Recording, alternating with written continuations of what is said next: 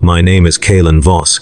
That is not what the Imperium called me. On the mining world of Gethra 9, names were considered inefficient. They said names encouraged attachment, memory, and weakness. So when I turned 6 standard years old, they burned a new truth into my wrist with a heated brand, 817K. The smell of my own burning skin was the first thing I remember clearly. I did not scream. Screaming wasted air, and air was rationed. The overseer watched my face closely, not with cruelty, but with boredom. When it was done, he nodded once and moved on to the next child. That was the day I stopped being a child. That was the day I became property. I was born underground, like everyone else on Gethra 9. Our planet was mostly hollowed out by ancient industry long before I existed. The surface was toxic and unstable, bombarded by radiation storms and ash clouds. Only the strongest machines could survive up there. Humans belonged below, buried inside the planet like insects. My mother used to tell me stories while we lay stacked in the sleep vaults. She whispered so the overseers wouldn't hear. She told me there was once a sky, a real one, blue, endless, and warm. She said there were lights in it that weren't artificial.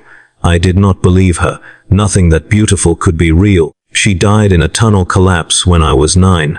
The rock crushed her chest so completely that there was nothing left to recover. The shift supervisor marked her number as terminated and reassigned her tools within minutes. Her body was never mentioned again. That was how grief worked on a mining world. It was immediate, silent, and pointless. The air underground was thick with dust, fine particles of stone, metal, and bone that never fully settled. We breathed it constantly. It coated our tongues, filled our lungs, and turned our spit black. Coughing was common. Blood in the phlegm was normal. Anyone who complained was told to work faster to distract themselves. Lumen strips buzzed overhead, flickering like dying insects. They cast long shadows that made every tunnel feel alive. The walls were never silent. They creaked, groaned, and shifted as if the planet itself were uncomfortable with what we were doing to it. The drills never stopped. They screamed day and night, biting into stone with teeth of adamantium. The sound crawled into your skull and stayed there, even when you slept, even when you dreamed. Some people said they still heard the drills after death. I believed them. By the time I was 10, I had already worked in 3 different shafts. Children were small enough to crawl into narrow spaces adults couldn't reach. That made us valuable. It also made us expendable. I remember crawling through a ventilation tunnel barely wide enough for my shoulders.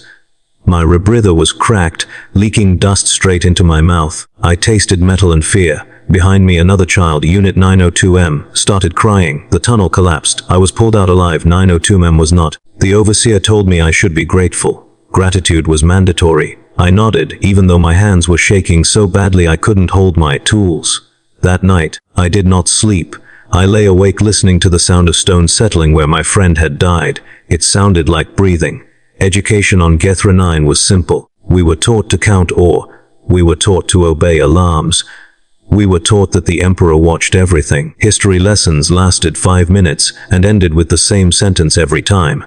The Imperium endures because you work. There were no lessons about choice. There were no lessons about freedom. When a worker asked why we had to dig so deep, the overseer beat him until his jaw broke. When a woman asked what happened to the people sent to the lower levels, she vanished during the next shift. Questions were dangerous. Silence was survival. As I grew older, my body hardened in ways no child's body should. My hands cracked and bled constantly. My back was permanently bent. My lungs burned every time I breathed deeply, but the worst changes were inside my head. I stopped reacting to death. When someone was crushed by falling rock, I stepped over the body. When a tunnel flooded with toxic gas, I sealed the hatch without looking back. When screams echoed through the lower shafts, I kept digging. Not because I was cruel, because I wanted to live. That was the true lesson of Gethra 9. Morality was a luxury for people who didn't have quotas. The lower shafts were spoken about in whispers. They were older, deeper, and poorly mapped. The drills struggled down there. Machines malfunctioned more often. Vox signals distorted for no reason. That was where they sent troublemakers. I remember watching a man named Joran being dragged away.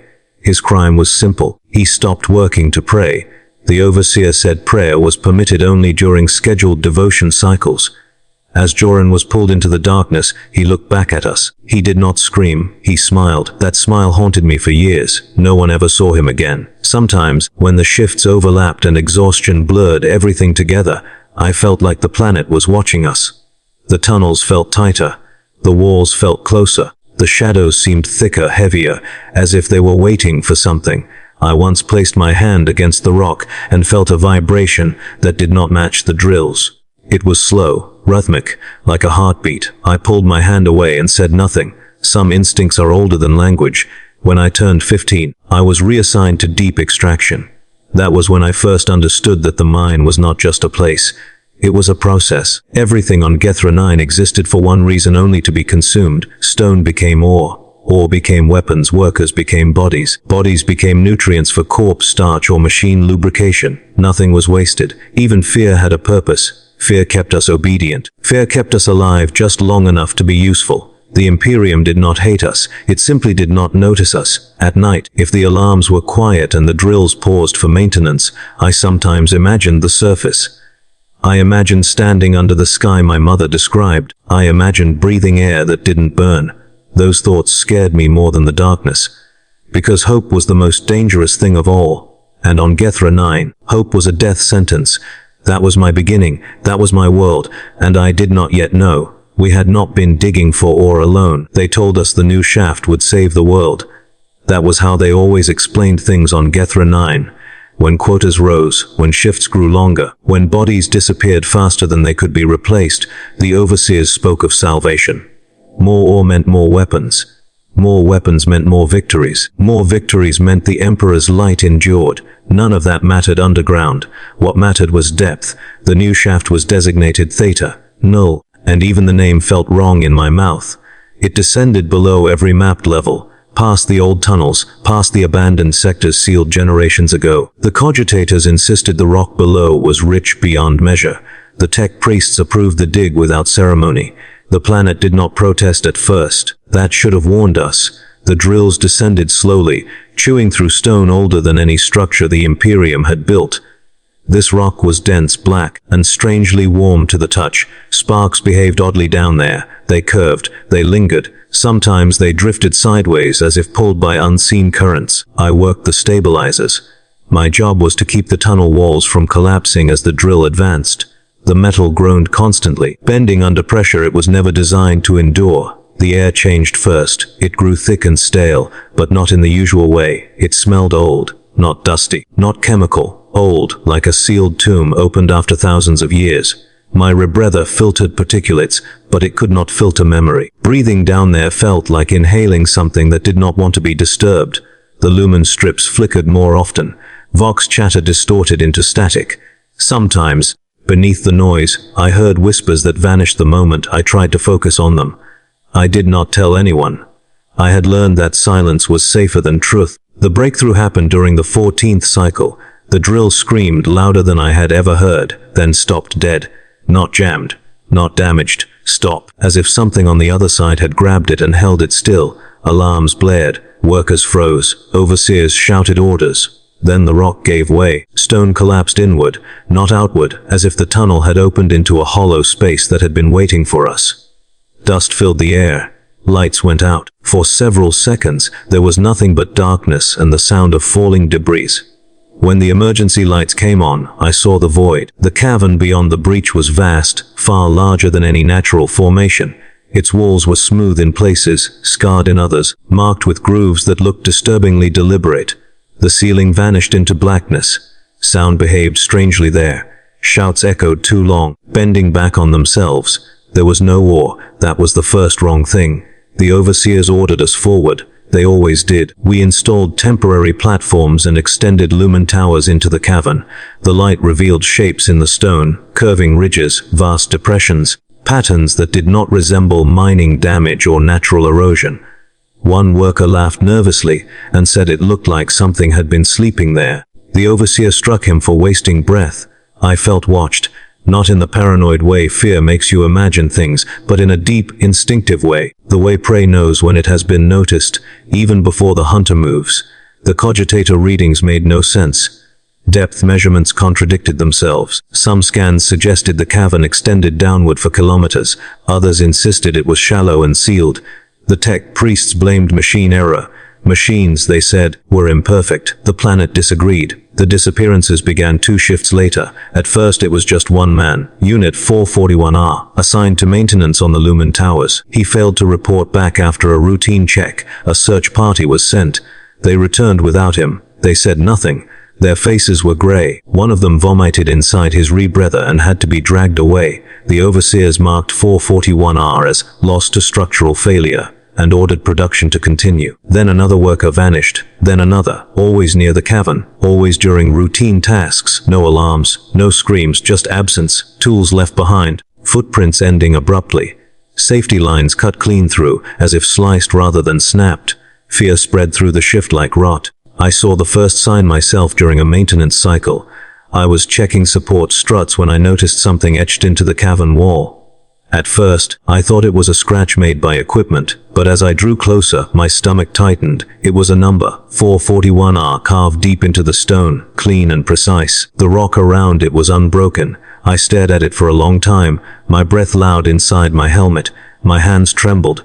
The planet was not supposed to remember us. We were too small, too temporary. I turned to report it. The number was gone. The wall was smooth again, as if nothing had ever been there.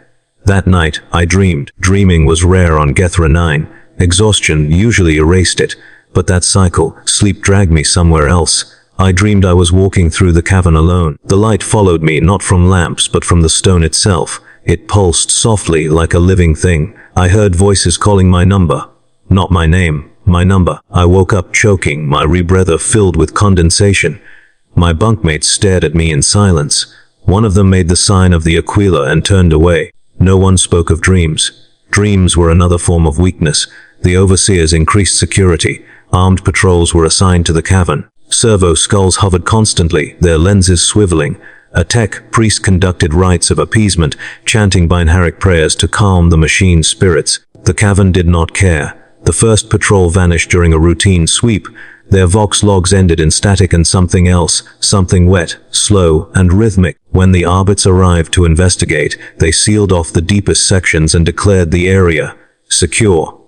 That was when they ordered us back in. The helmet was found 2 cycles later. It was mounted on the cavern wall at eye level, secured by something that looked like bone fused into stone. Inside the helmet, blood clung to the interior, still warm, still fresh. The name inside read 8017K, my number. I could not move. I could not breathe. My vision tunneled as panic slammed into me. The overseer laughed and said it was a cruel joke. I did not laugh, because I knew the helmet was mine. I had been wearing it. The cavern began to change after that. The walls shifted subtly when no one was looking. Lumen towers cast shadows that moved independently of their sources. Sounds traveled in impossible ways, footsteps echoing before they were taken. Whispers answering questions no one had spoken aloud. Workers reported seeing shapes in the dark, vast outlines, sliding just beyond the edge of the light. Too large to be real, too slow to be imagined. The tech priests insisted the planet was settling. The planet was waking. One shift, the drills broke through again. Not downward. Sideways, a hidden chamber opened, smaller than the cavern but far older. Its walls were covered in markings, spirals, ridges, grooves worn smooth by time. At the center lay something massive, partially embedded in the stone. I could not understand its shape. It hurt to look at. My eyes slid away from it, refusing to focus, as if my mind itself was rejecting what it saw. The air vibrated with a low hum that rattled my bones. A tech priest stepped forward. The thing moved. Not much, just enough. The tech priest vanished. There was no blood, no sound. One moment he existed. The next, there was only empty space where he had been standing. The chamber sealed itself. The alarms finally screamed. They sealed Theta null. Officially, it never existed. The overseers told us the shaft was unstable and unsafe. Production quotas were adjusted. The missing workers were marked as casualties. Compensation was issued in the form of extra rations. Unofficially, we all knew the truth. Something lived beneath Gethra 9. Something ancient. Something that had learned our shapes, our numbers, our routines, and we had woken it. I stopped sleeping after that. When I closed my eyes, I felt the cavern watching me, not with eyes, but with awareness. Like pressure behind the skull, like a thought not my own.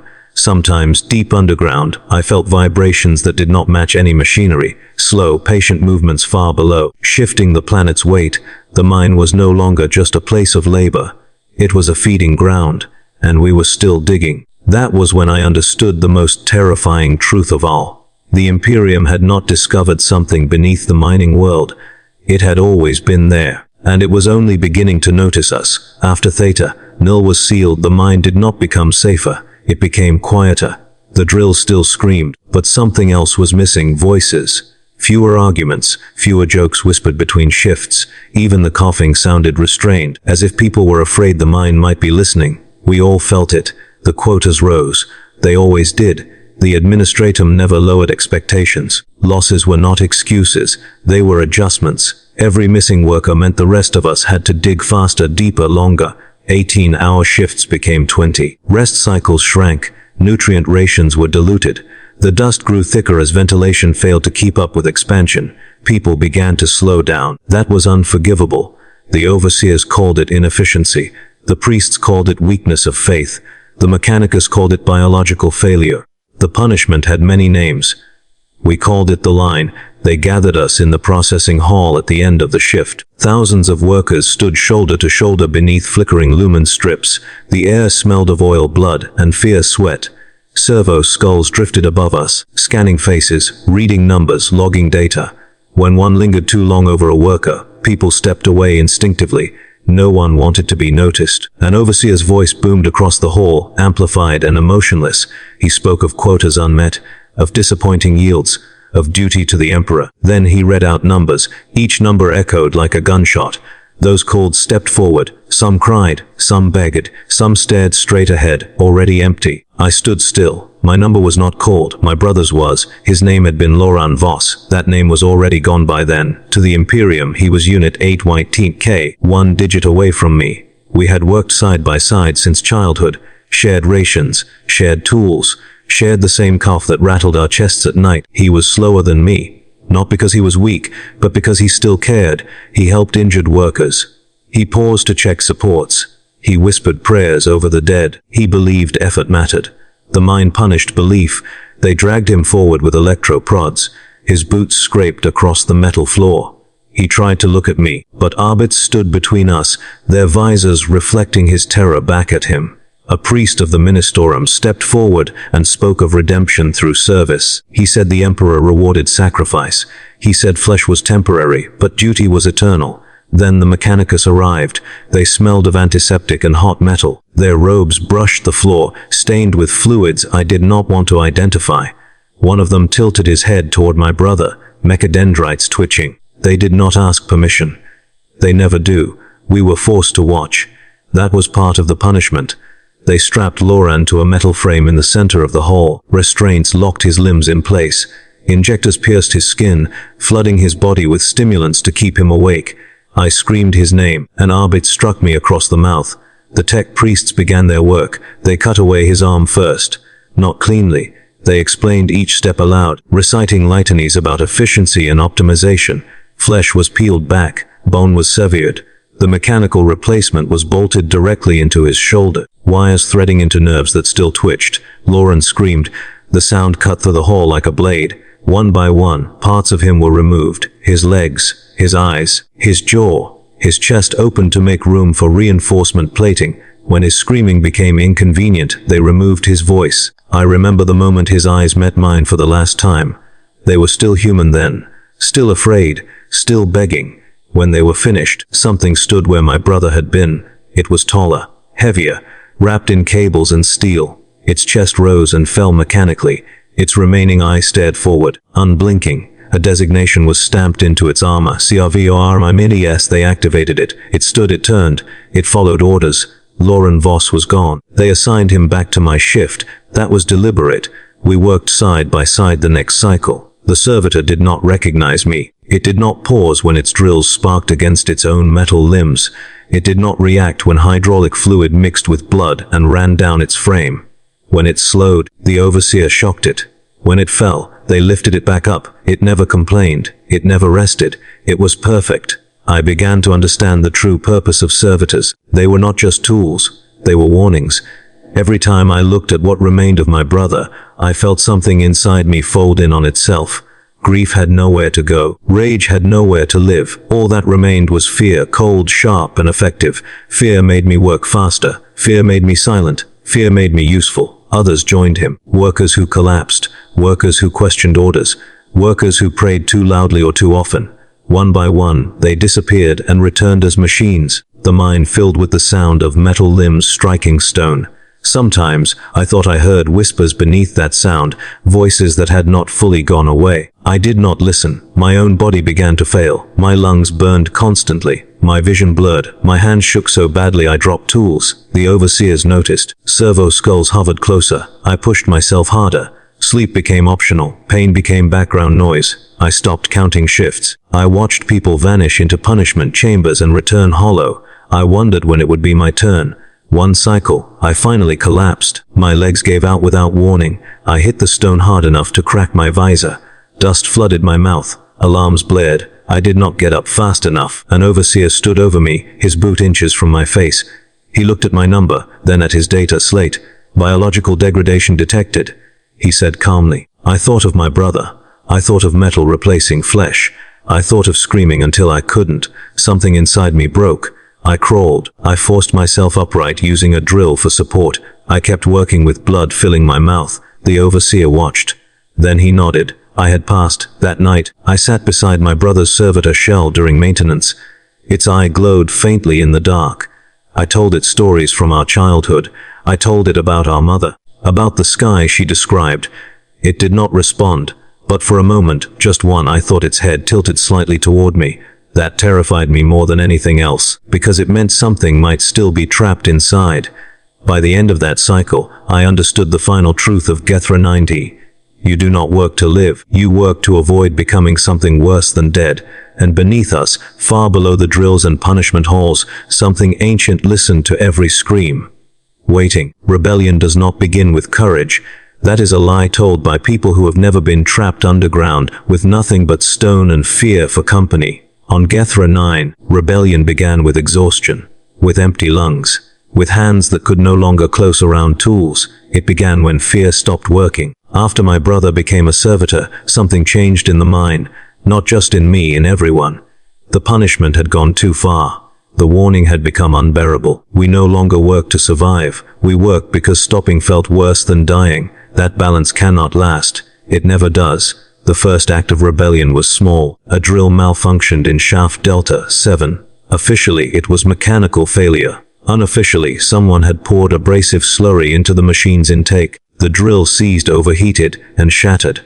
Production halted for 12 minutes.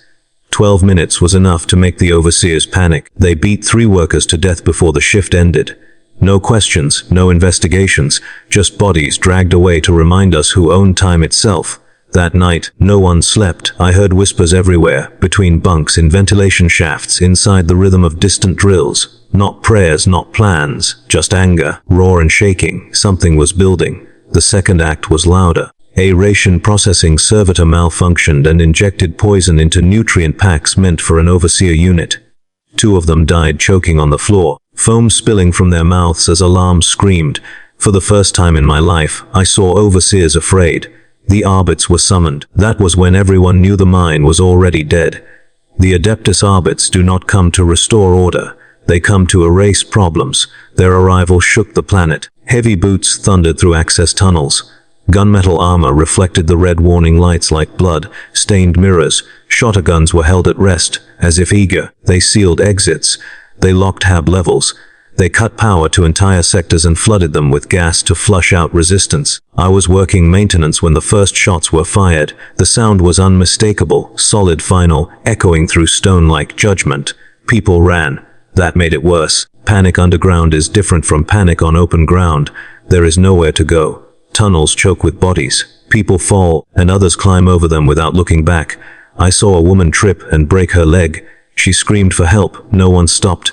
I did not stop. That truth still burns. The arbits moved methodically, clearing tunnels with disciplined brutality. They fired into crowds without hesitation. Anyone who raised a tool was executed on sight. Anyone who ran was shot in the back. They dragged survivors into the open and made examples of them. I watched a man plead that he had children. An Arbit's officer shot him mid-sentence and told the crowd to remember that weakness spreads faster than rebellion. The crowd remembered. I hid inside a corpse transport. It was overflowing, broken bodies stacked like scrap. Blood soaked my clothes. The smell was overwhelming. I pressed my face into a dead man's chest and tried not to breathe. Through the slats I saw boots pass. I heard voices. I heard laughter. Then, the ground shook. The lower levels collapsed, not from explosives, from below. The vibrations were wrong. Too deep, too slow. The planet groaned, not like rock breaking, but like something stretching after a long sleep. Alarms changed pitch. Vox channels filled with static and screaming. The Arbits paused. Something screamed back. It was not human. It was vast, layered, and impossibly deep, echoing through every tunnel at once. The sound pressed against my skull, vibrating my teeth, making blood trickle from my ears. The thing beneath the mine was awake, and it was happy.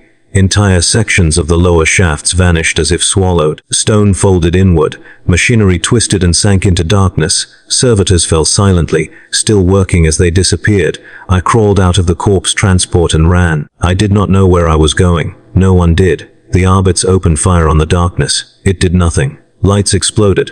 Walls cracked. Shadows moved in ways that defied shape.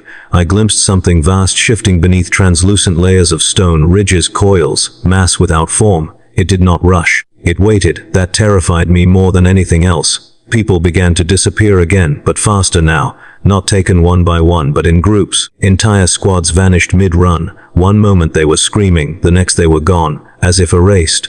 Numbers appeared on walls. Hundreds of them, carved in frantic succession. The thing remembered us all. The rebellion ended as suddenly as it began, not because we lost hope, but because there was no one left to rebel. The Arbits withdrew, declaring the operation successful. Over half the population was dead or missing. Entire sectors were sealed permanently. The administratum labeled it acceptable attrition. The mine reopened. It always does. I survived by accident. A falling support beam crushed my leg and pinned me beneath rubble. I lay there for hours, listening to screams fade into silence. Eventually, servitors cleared the debris and dragged me free. No one asked what I had seen. No one wanted to know. After that day, the mine felt wrong, heavier, closer. The walls pulsed faintly, as if something beneath them breathed. The drills triggered vibrations that felt almost like laughter. I knew then that Gethra 9 was not just a mining world. It was a cage, and whatever lived beneath us had finally noticed the door was weak. That was the rebellion. That was the moment everything ended, even though we kept working. And far above us, unseen and uncaring, the Imperium prepared its final answer. After the rebellion, Gethra 9 did not feel like a world anymore. It felt like a wound. The mine still operated, but it did so quietly now. No shouting overseers, no public punishments, no sermons about duty. Those who remained alive worked with empty faces and careful movements, as if the planet itself might react badly to sudden noise. Entire sectors were sealed off and marked irrecoverable. The lower levels, where the thing had screamed, were erased from all records. Official maps showed solid stone where entire populations had once lived. The Imperium does not erase mistakes, it buries them. I was transferred to surface logistics 3 cycles later. That alone told me something was wrong. Surface assignments were rare. The radiation storms, tectonic instability, and failing atmosphere made the surface barely survivable. Only the dying, the expendable, or the soon-to-be discarded were sent there. My lungs were failing. My leg never healed properly. My number was flagged. I had outlived my usefulness. They loaded us onto a transport crawler. Dozens of broken miners packed together like scrap. Some coughed constantly. Some were unconscious. Some stared forward, already gone. As the crawler ascended through access shafts I had never seen before, the vibrations changed. The pressure in my ears built. My rebreather struggled. Then, suddenly, the walls ended. Light flooded in, real light. I saw the sky, not a lumen strip, not a warning glow, not a reflection. The sky was vast, endless, and painfully bright. Clouds stretched across it like torn fabric. I felt warmth on my face for the first time in my life. I laughed, I cried. I understood why my mother whispered about it like a forbidden prayer. The sky was real, and it was the most beautiful thing I had ever seen. The surface of Gethra 9 was ruined beyond comprehension. Entire continents had collapsed inward. Ash storms rolled across cracked plains. Massive fissures split the land, glowing faintly from the heat below. And the ground was moving, not shaking, moving. slow, deliberate shifts beneath the crust, like something adjusting its position. I felt it even through the crawler's armored frame. The planet was no longer asleep. We reached the loading platform. In orbit above us hung Imperial ships, massive, silent, indifferent, their weapons faced not outward but down. That was when I understood. This was not evacuation. This was containment. Alarms began to sound across the surface, not mine alarms, planetary alarms. The ground split open in the distance. I saw something rise. I cannot describe it properly. My mind refuses to hold its shape. It was vast beyond scale, older than cities, layered in stone and flesh that blurred together. It unfolded itself from the planet's core like a memory too long buried. The mining world had never been hollow by accident. We had been digging into a prison, and our lives had been the locks. The thing screamed, not in pain, in recognition. I felt it notice us, not as individuals, but as familiar patterns, as tools it remembered, as numbers it had learned. I felt it look at me. For a moment, the noise stopped. The fear stopped. Everything became still, and I understood the final truth.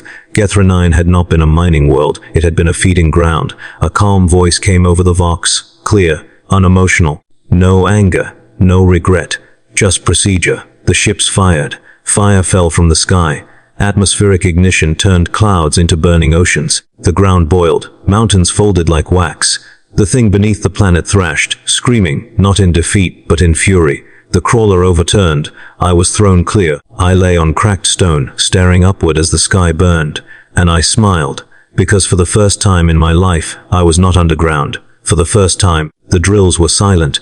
For the first time, Kalen Voss was not a number. I died watching the sky, and that was enough. On a mining world in Warhammer 40K, life is not meant to be lived. It is meant to be consumed by stone, by empire, and by things far older than both.